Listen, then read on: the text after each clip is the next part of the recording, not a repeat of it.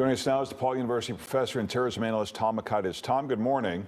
Good morning. Is there a distinction to be made between ISIS and ISIS-K, and why are they the sworn enemy of the Taliban? Well, ISIS exists on many levels. We all breathed a sigh of relief when the actual physical state was rolled up a couple of years ago.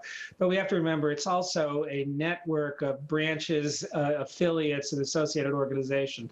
So around about 2014-15, they began, establishing these branches out and linking up with other organizations. So ISIS-K, or ISIS in Khorasan province, as they call it, is the Central Asian branch of it, and it consists of primarily local people, but others from Central Asia and even a few fighters from Syria. And why are they a sworn enemy of the Taliban?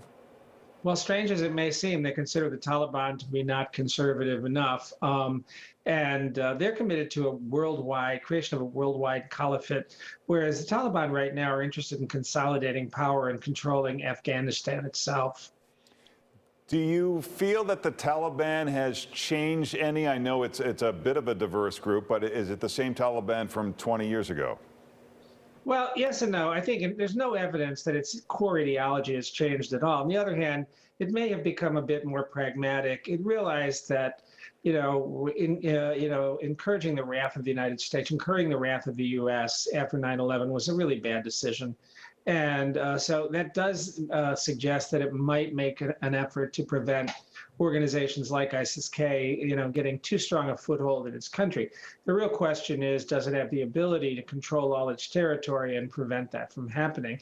But as you said, it is not uniform. Some evidence that the central government is trying to moderate some of its extreme positions, but it doesn't mean that the local commanders or even people manning checkpoints on the way to the airport, they've told women to stay home in Kabul because, quote, the local soldiers don't know how to respect them. I mean, that's not a particularly auspicious statement. What do you see happening in the next few days? Are we going to be able to get all the people we want out? And what do you see happening going forward with the Taliban in charge?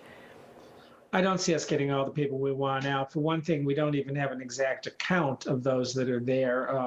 The number of Americans appears to be down to about 1,500, and many of those, I'm certainly sympathetic, but they're civilians, and they perhaps did not listen to the order earlier in the summer to leave. As far as the loyal Afghans who worked with us in the government, I'm afraid a large number of those will not be able to be gotten out. I think that we're going to see a period of instability in Afghanistan for the foreseeable future. How quickly they can consolidate power. It's not just the Taliban commanders and various other elements. It's ethnically diverse. There are warlords, there are factions. It's going to be a while before they actually gain some degree of control, and how much that will be remains to be seen. All right. Tom Makaitis, thanks for joining us. Happy to do it. Have a nice day. Thanks, Tom. 7:30.